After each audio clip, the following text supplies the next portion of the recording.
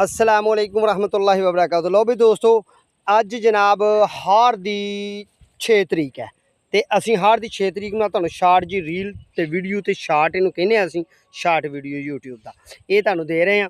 तो इनू वेख लो, फुल आए ने, सिट्टा लगा होया तो मामलात खूबसूरत ने तो सोहने ने तो सुथरे ने अल्हम्दुलिल्लाह। तो ये जनाब मैंगो का प्लांट है तो सनसैशन है, ठीक है, शाने खुदा यानी कि सदाबहार वैरायटी।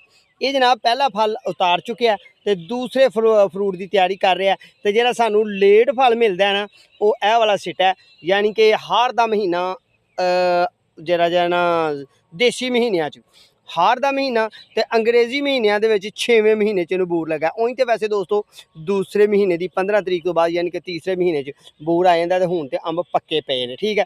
पर जो यह वाला सिटा है ना, इन्हें लेट ज़रा तैयार होना है तो तुहानू सदाबहार अंब के तुहानू मतलब मालूमात दे रहा। मजीद वीडियो वेखने वास्ते मेरे चैनल च जाना है, चैनल सबसक्राइब कर लो, बैल आइकन के बटन दबाना है, दोस्तों नाल शेयर करना है। तो सदाबहार अंब की तो अंब की ग्राफ्टिंग के मतलब अंब की एयर लेयरिंग के मतलब तो मैंगो के जनाब पत्तियां के मतलब पौधों के मतलब बीमारियों के मतलब सारिया वीडियो तुहानू इंशाअल्लाह मिलती रहनियां। अपने तो अपने प्यार का ख्याल रखना है, साढ़े आके अंदर दुआ करनी है। अगली वीडियो का इंतजार करना है। अस्सलाम वालेकुम।